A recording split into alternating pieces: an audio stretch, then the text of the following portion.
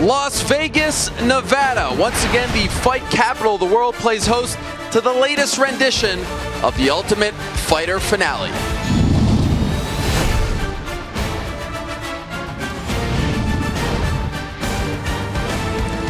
This right here, this is the very definition of the quiet before the storm. Hello again, everyone, and welcome to the start of a full day of UFC coverage. I'm Ariel Helwani, live in Las Vegas, alongside my good friend Kenny Florian and the reigning, defending UFC light heavyweight champion, Daniel Cormier. Guys, what a show we have just hours away from now. UFC 189, one of the most anticipated cards in UFC history. The buzz here has been amazing. We've been here all week long. Kenny, you've been around the sport longer than both of us. Have you ever seen anything like this? I haven't seen anything like this. You know, you look at the weigh-in and how many people turned out to the weigh-in. It looked like it was a big-time pay-per-view fight. This was just the weigh-in. And it's all because of that man right there, Conor McGregor, taking on Chad Mendes. You know, all these Irish fans keep cornering me all over MGM. Kenny, what's going to happen? What's going to go down? But the reality is, I really do not know. I don't know. We're going to find out soon, guys, and I cannot wait.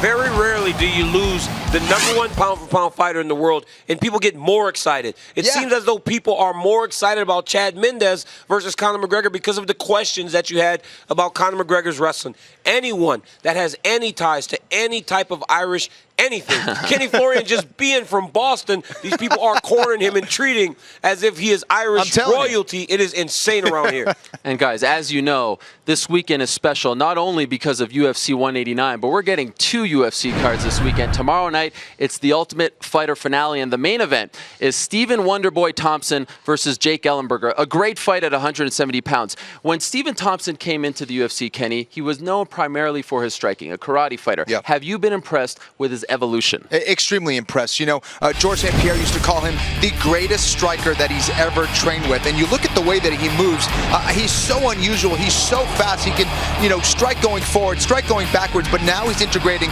wrestling, not only defensively, but he's actually utilizing it offensively in his fights now. So this is absolutely a part of his development. And then you talk about his jiu-jitsu skills. He's cross-training with Chris Weidman, of course, the middleweight champion of the UFC, with Brazilian jiu-jitsu wizard Ryan Hall. He knows he needs to continue to improve here in this game.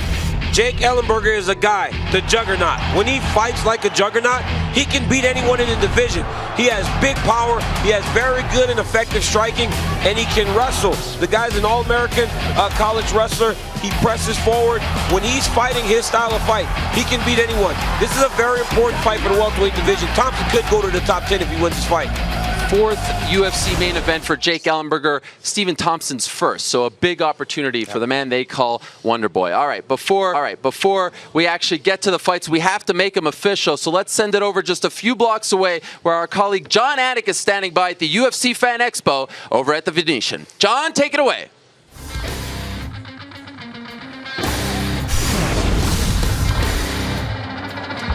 What's up, UFC fans? Thank you all so much for coming out to the official weigh-in here at the UFC Fan Expo. How about a hand for our Octagon girls, Luciana and Chrissy, the best matchmakers in the world right here. Joe Silva and Sean Shelby, my man Tony Barboza bringing up the rear. All right, let's get to it. We begin with our UFCFightPass.com prelims. First up in the flyweight division, Daryl Mongoose Montague versus Willie Whoop-Ass Gates.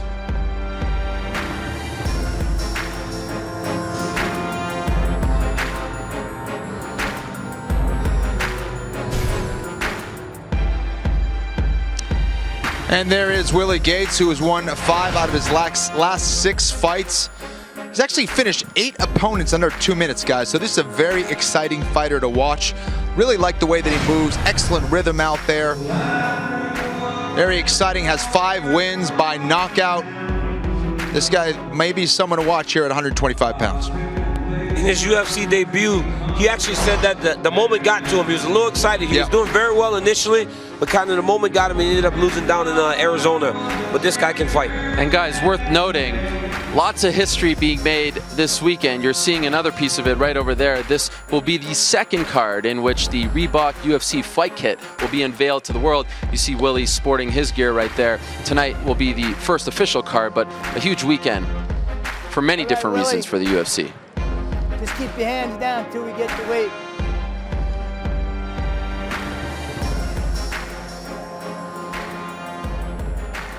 125 and a half. 125 and a half for Willie Gates. And his opponent, please welcome Daryl Mongoose Montague. Monday, the 2015 Gold Cup sponsored by Chevrolet continues as Clint Dempsey and the United States men's national team takes on Panama. 9 p.m. Eastern on Fox Sports 1 and streaming live on Fox Sports Go. Daryl Montague was a Tachi Palace champion, a Gladiators Challenge champion, and when you have all that success and you come into the UFC, you don't get tune-up fights. This guy has stood across the octagon from Kyoji Hiraguchi and John Dodson.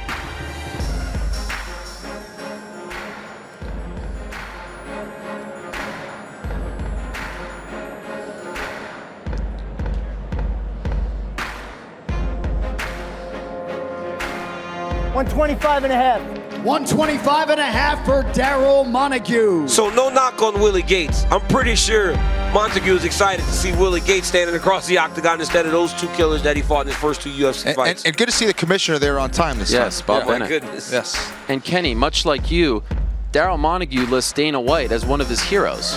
Is that right? True story. Just like me. Well, you Boston guys, I thought. That's right. You stick together. Solid fight to start the card. 2 high-action guys. Montague's had a really tough slew of fighters in the UFC thus far. Well, I mean, he stood across 2 guys that have fought for the flyweight belt. championship.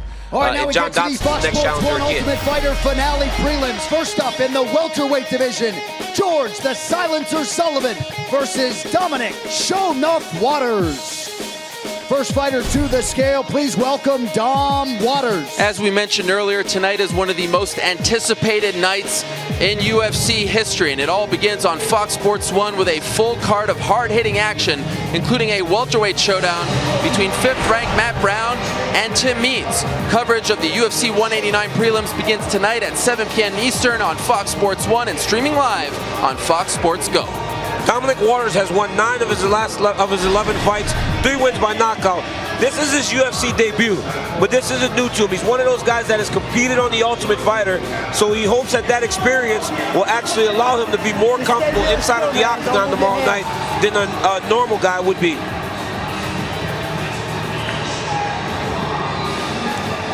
171. 171. And guys, much credit to him. He took this fight on Sunday, less than a week ago. Listen, when you get the opportunity to fight in the UFC, you take it. That's exactly what Waters did. The guy made weight on 6 days. He's fine. He'll be ready to go. I saw him in the hotel. Huge smile on his face. He's so happy to be here. Please welcome George Sullivan. Tuesdays, baseball's best players gather in Cincinnati for the 2015 MLB All-Star Game presented by T-Mobile, beginning at 7 p.m. Eastern on Fox and streaming live on Fox Sports Go. There you see George Sullivan, guys, a former BMX racer. They call him the Silencer. Lost to Tim Means back in April. That snapped a 8-fight winning streak for him. A product of Kurt Pellegrino, a good friend of yours, Kenny. Yes.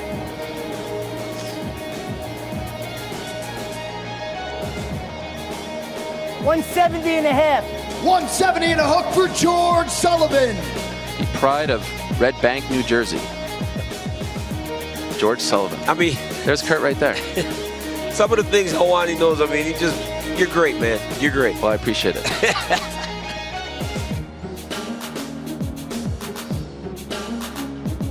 Yeah, George Sullivan, very good counter wrestler, hits extremely hard. Trying to get back on track here against Waters. This is the Sullivan show, too. He's taking his time for it. That's right. Well, that's why they call him the Silencer.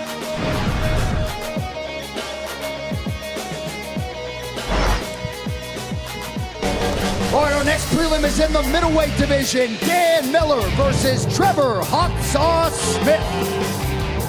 First fighter to the scale, Trevor Smith. Tomorrow, UFC's epic weekend in Las Vegas continues with the Ultimate Fighter finale at 6 p.m. Eastern, only on Fox Sports 1 and streaming live on Fox Sports Go. Trevor Smith, always a game opponent. Division I wrestler, 12-6 record, as you can see right there. 9 of those wins by submission, very impressive. Loves to get after it, guys, loves to scrap. And he's finished 9 of his opponents in the very first round.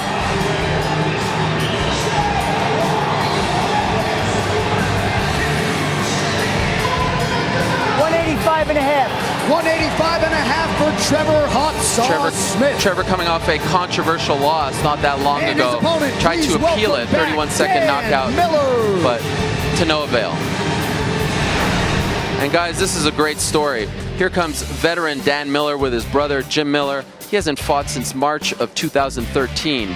It's a guy who had a very similar spinal fusion surgery to the great quarterback of the Denver Broncos, Peyton Manning, the exact same one, in fact. Went to the same doctor as well. That's a surgery that could end one's career. Hey, But just here don't he stop is, flexing till I get your weight. a little over 2 years later, back in the UFC.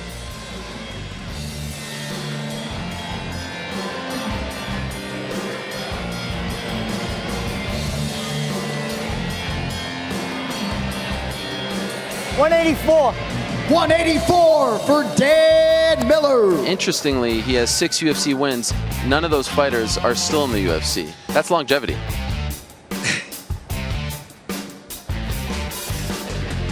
But it's good to see him back. This is a guy who has been through a lot, of course. Story with his son, well documented. Yeah. Another tough New Jersey guy. All right, next up in the bantamweight division, Russell Doane versus Gerard J. Reezy Sanders.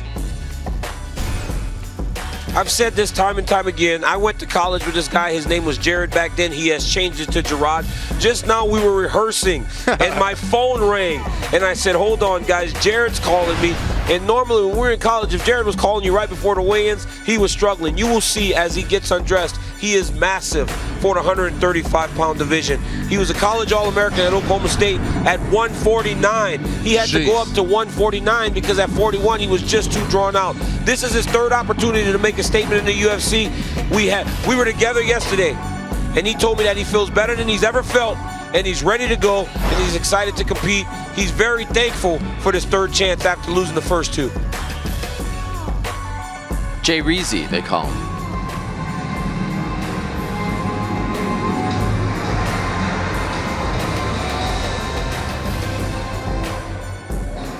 I'm more than prepared to handle anything Rory brings to the table and go out there and I feel confident. 136. 136 for Gerard Jay Sanders. Reezy is the name that I gave him in college. I cannot believe it stuck for this long. It's not very good. No, it's almost as bad as Ken Flo. And there is Russell Doane, a fighter that I think is very fun to watch. Excellent grappler. Going to be a fun fight between both of these guys who come from wrestling backgrounds. Russell Doane has some very impressive wins here in the UFC. He has beaten Jared Papazian, Marcus Brimage, and Leandro Issa, an excellent grappler in his own right. This should be fun.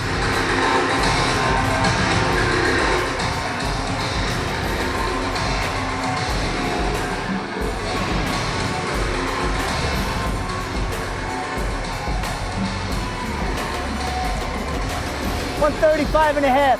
135 and a half for Russell Doane. These Hawaiian fighters, Ariel, always bring it, man. Yeah, and he calls BJ Penn one of his heroes, who was just inducted into the UFC Hall of Fame moments ago on that very stage. He's got to make sure not to overextend because he will get taken down. And if Jared can implement his game plan, he's very dangerous. Featured prelim in the middleweight division, Josh HASSAN versus Caio Hellboy Magalhães. Hellboy, Caio Magalhães, came into the UFC undefeated. Sometimes it takes these guys a little bit to get their footing when they get to this organization. Lost his very first fight, but has been on a roll since. Submitted Carlos Bimala. He won a 3-round decision over Nick Ring. And then he knocked out Trevor Smith in that controversial fight 31 seconds into the very first round. This guy is a Brazilian Jiu-Jitsu black belt. He's a national champion in Brazil, but as many knockouts as he has submissions. So this is a well-rounded fighter. Big guy for the weight division. Very excited to fight on Sunday. Trains with the likes of Glover Teixeira in Danbury, Connecticut.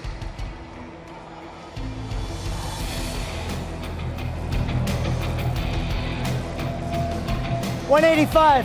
185 for Caio Magalhães. And his opponent, Josh SAMMAN. Well, what a great story Josh SAMMAN is. Remember, back at UFC 181 in December, he returned after a very long layoff. Been through so much. His girlfriend died in a car accident in August of 2013, suffered a severe hamstring injury in April of 2014, returned on December 6th, which was a card that he wanted to fight on because it was his girlfriend's birthday. And remember, he pulled off an amazing head kick KO. A lot of people thought it was the knockout of the year, and then was so emotional afterwards. You know, going to his knees, saying happy birthday to his girlfriend. A very intelligent and also a great writer. Kind of. Thanks. 186. 186. Bit of a renaissance man. SAMMAN. He also owns his own amateur promotion and does a little media work as well. Writes some great articles. He might be coming after our jobs, DC. Probably. Keep an eye out for him. You know, you hear these stories time and time again. You hear these stories of a guy that overcomes, and then when they use that as motivation and they do special things like SAMMAN did in his last fight. What a head kick knockout. This is going to be a good fight.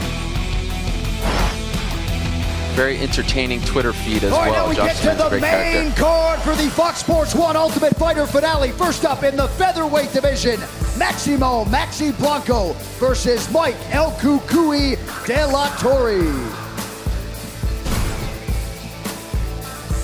You know, Mike De La Torre really impressed me, guys, when he made his UFC debut against Mark Bocek at 155 pounds and took that fight on late notice, but was very impressive against the veteran Bocek. Bocek, who's a phenomenal grappler, an excellent wrestler, just could not take him down. De La Torre's hips were just unbelievable that night, and he's looked great now that he's gone to his actual weight class of 145 pounds. Just won his first UFC fight back in February after going winless in his first 2. 12 of his 13 career victories have come via stoppage.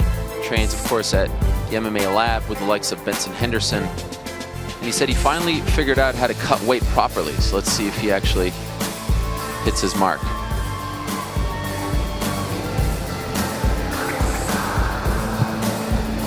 145 and a half. 145 and a half A lot from of nice Mike haircuts De La today, by the Torre. way. You're hearing that more and more. Guys are understanding the weight cut process. And his Watch them on the opponent scales, they look a lot representing better Venezuela, than they please used to, welcome not as drawn out. Maximo Blanco. Well, Maximo's still cutting. Maximo Blanco is a hardcore fan's favorite fighter. Everyone, like the internet loves this guy. And it seems like he is really starting to figure it out. Started his UFC career a little slow, lost 3 of 4, but since then he has won 2 in a row. All action, originally of course from Venezuela, calls Japan home. One of these guys who has been around for a long time, and I think when he got to the UFC, maybe he had those jitters that were affecting him, but as of late, he's looked very good. Now, it appears as though he's very sweaty, and they're breaking out the towels, so let's see if he actually hits his mark as well. Don't move on the scale. Worth noting, in Nevada, you get an hour extra to make weight if he doesn't make it right here.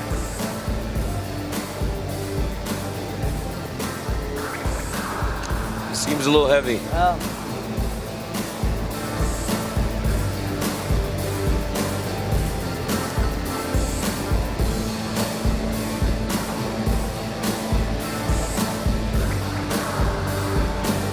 $148 and a half. 148 and a half for 2 Maximo pounds. Blanco. 2.5 pounds over. 2.5 pounds over. He gets an hour. If he doesn't make the 146 limit, also 20% of his purse goes to his opponent. So a big blow there for a guy, as I said, who is really starting Blanco to figure things has out. 1 hour Anytime you walk to cut onto the up to stage 2 still pounds, with your so he gear will on, not it's a weigh. problem. And now it's even worse because they peeled the gear off and killed his sweat to get on the scale, probably knowing that he was still overweight. He seems dejected right now, All right, right? moving on Head now down. to the strawweight division. Angela, Your Majesty Magana versus Michelle, the Karate Hottie Waterson. Well, guys, this is a great moment. Michelle Waterson finally making it to the UFC. Former Invicta 105-pound champion. They call her the Karate Hottie. That's really a nickname that she had when she was younger. She was a Hooters waitress, but she's a legit fighter.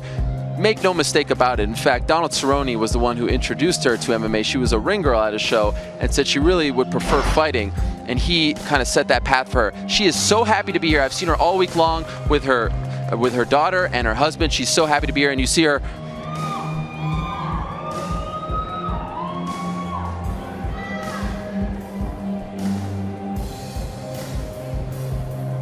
Good job. 115.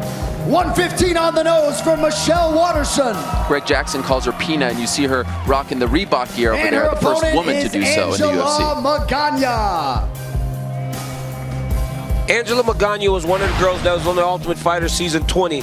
But I think what's most interesting is that she shares something with our colleague here, Kenny Florian.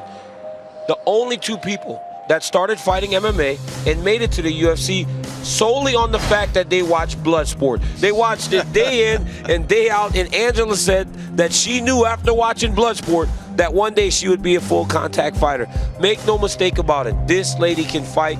She's been fighting for 8 years. She's finished 7 opponents in the very first round.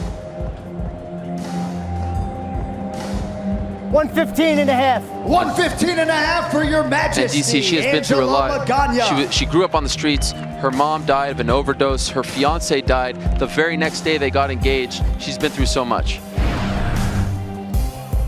Did I steal your nugget, Kenny? I was going to say, DC knows so many facts. He knows facts about me that I don't even know. It's So I'm amazing. actually trying to keep it light, and Helwani just, I mean, Yeah, lay the Debbie hammer Downer. down. There you go, Debbie Downer. Thank you. Jorge Gamebred Masvidal versus Cesar Mutanchi Ferreira. Well, guys, I'm interested to see how Mutanchi, the mutant Cesar Ferreira, is going to look here at 170 pounds. Because he looked to be pretty big at 185 pounds, DC. I mean, here he is training with the Blackzilians, and Does he need now help in his getting new up the weight class. stairs? Yeah. What's going on? I mean, he looks pretty skinny, guys. He's a big guy naturally.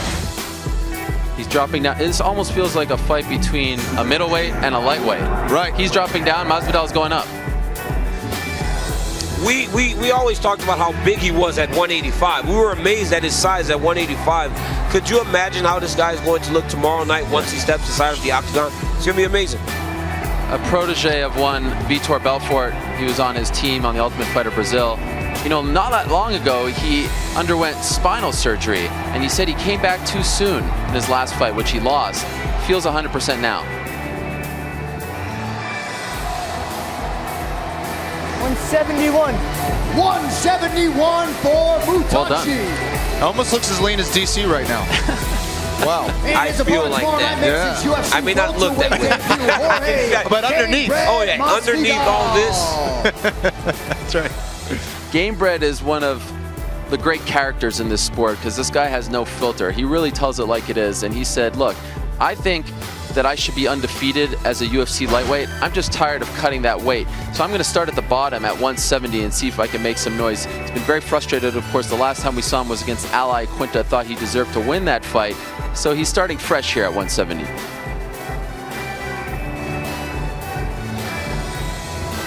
Yo, bro. Come on, motherfucker.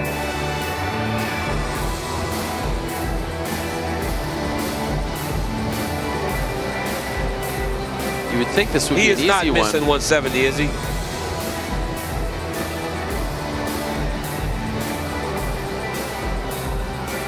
It's hard to read him right now. Yeah. No expression on his face. This is taking a long time. 172 and a half. Oh, Wow. 172 and a half for Jorge Masvidal. And you know, that's so interesting because I think BJ Penn went through that. When you know you get that extra weight, you sometimes, you don't push yourself as much, right? This shouldn't be that hard. He should be able to lose a pound and a half, being that he was going to 155 for so long. Wow. yeah, and within, just 1 pound away in 1 hour, he should be able to make this pretty easily. But what a shame. Didn't make it first try. I think everyone thought Ferreira would be the guy who had the trouble. Yes, for sure. All right, now we get to a feature bout in the welterweight division. Michael Graves versus Vicente, the silent assassin, LUQUE. Vicente Luque, I thought after watching The Ultimate Fighter that this is the most well-rounded kid on the show. Very, very good combination punching, very good kicks, confident, was able to defend Nathan Coy for a very long time, and when he was taken down, was able to submit a veteran in Nathan Coy that's been around the block and fought everybody. I think this kid is very special. Tomorrow night he gets an opportunity to make a statement against one of the guys that the American top teams loves, Michael Graves. If he can do that, I think he'll set himself on the right path. This kid has a lot of talent and a lot of potential. I'm high on this one. I like Vicente Luque.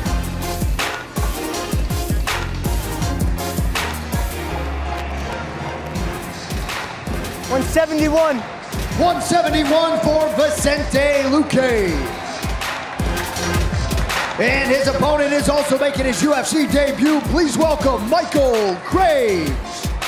And it's interesting, DC, you have every right to be high on Luque, but you look at his record, 7-4-1. But this is a guy who fought very tough competition. Now you look at Michael Graves, 4-0 as a pro, 4-0 as an amateur. He did in fact lose the first fight on The Ultimate Fighter, but came back against Jason Jackson to pull off one of the best upsets in the history of the show, right? Agreed. What an unbelievable comeback. Rear naked choke, too.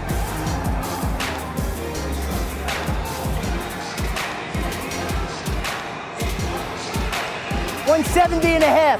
170.5. Just the fact that he was able to stay in that fight and then come back and get the submission After was the low amazing. blow. I mean, the low blow, and he just got beat on for a minute. The fact that he was still in the fight is a testament to Michael Graves. Worth noting, this isn't the official final. This is a fight that Dana White said he wanted to see on this show. He picked it. I mean, these guys deserve to fight here. Our next fight will determine which team wins the Ultimate Fighter.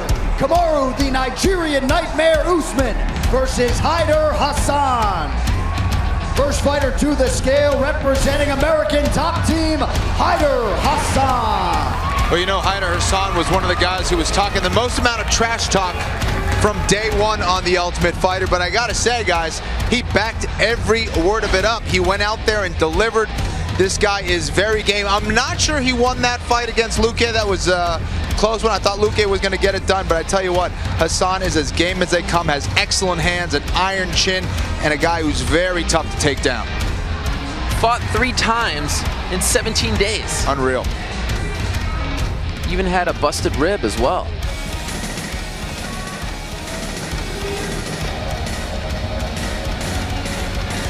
$170.5. 170.5 for Haider Hassan. And his opponent representing the Blackzilians, please welcome Kamaru Usman.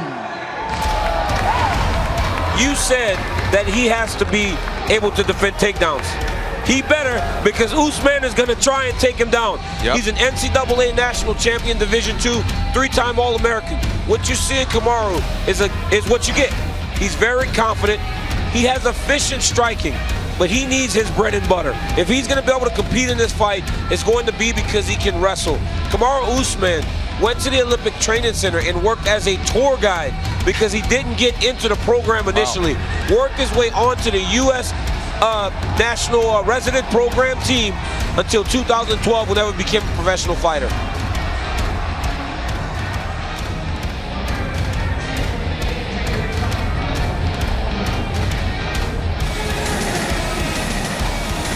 $170.5.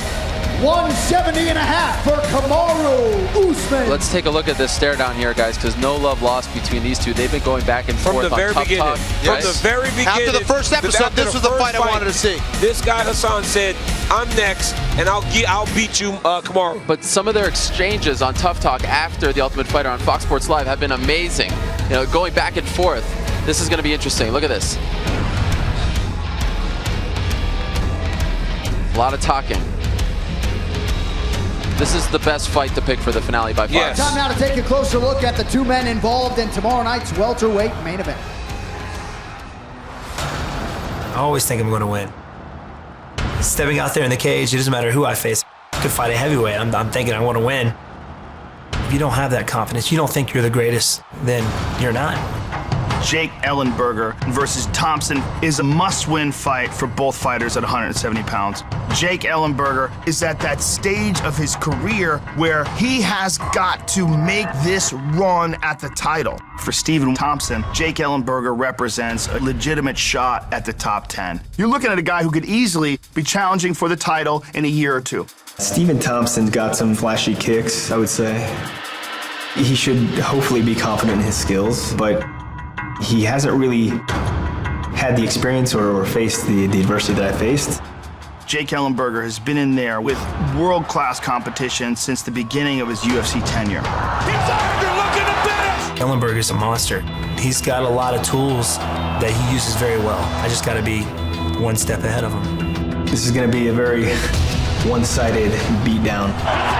I see this fight being stopped by the ref, being a TKO. This is just a step back to the world title. He thinks he can break me. He can try. Jake Ellenberger had a string of very disappointing losses. He desperately needs a victory here. Man, he needed that. In this fight, I'm just looking to impress myself. I'm looking to do exactly what I say I'm gonna do, and do it better than I think I'm gonna do. I think he knows that I'm a threat, and I think that bothers him. I'm really not extremely worried about him, no. Even though Jake is a veteran, he hasn't faced somebody quite as unique as me in my style. Stephen Wonderboy Thompson is a spectacular striker, and he moves unlike anybody we've ever seen inside the octagon. I throw things for different angles, and I think it's going to be a very difficult fight for him. He does a lot of movement, a lot of things that are really not worth any value. That behavior is really only as powerful as you make it. For me, it's not really what he's gonna do, it's really what I'm gonna take. Anywhere this fight goes, I'll beat him. It's a big fight for both of us. I'm going to work my butt off to make sure that my hand is raised at the end of that fight.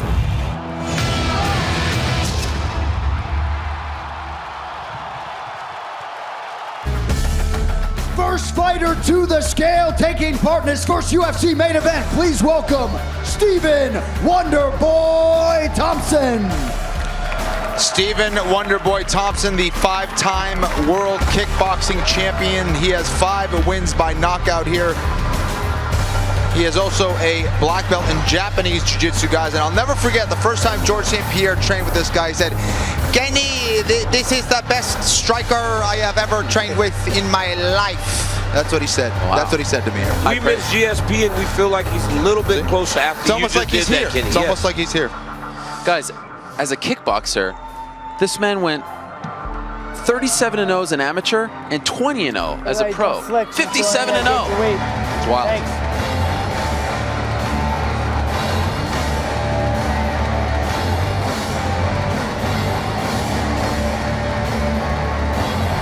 $170 and a half. 170 and a half for Stephen Wonderboy Thompson. And his opponent tomorrow night will be his 40th professional fight, ranked number 9 in the world, Jake the Juggernaut Ellenberger. A lot of times when you think of Jake Ellenberger, you think of mental.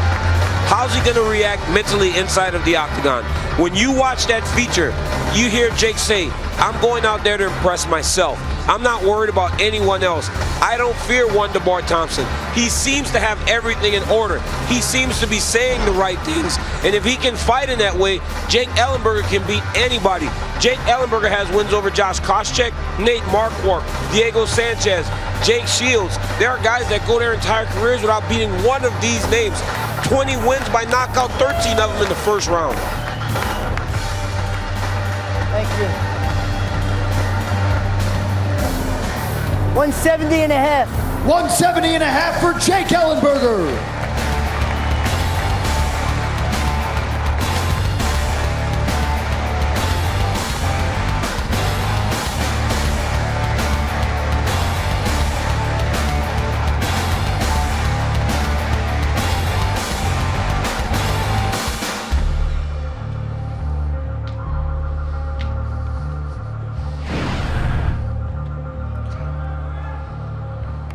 There it is, guys. Official. All right, folks, that makes it official. Thank you all so much for coming out. We'll see you at the MGM Grand for the fights tomorrow night. Thank you very much, John, and welcome back inside a very quiet MGM Grand, a.k.a. the quiet before the storm. Can't wait for UFC 189, but guys, we just saw the weigh-ins. They're official. What was your biggest takeaway? Well, I'm excited for this main event. You know, a very important fight here at welterweight. You talk about Stephen Wonderboy Thompson, a guy who really is coming to his own here in his UFC career. We all know about his striking, but can he deal with the wrestling skills of Jake Ellenberger? A lot of people forget how good of a wrestler Ellenberger is. And Ellenberger, he's got to get it together mentally, DC. We know he's got the skills. You know what, man? Anytime you have a fight that has top 10 implications, if Stephen Thompson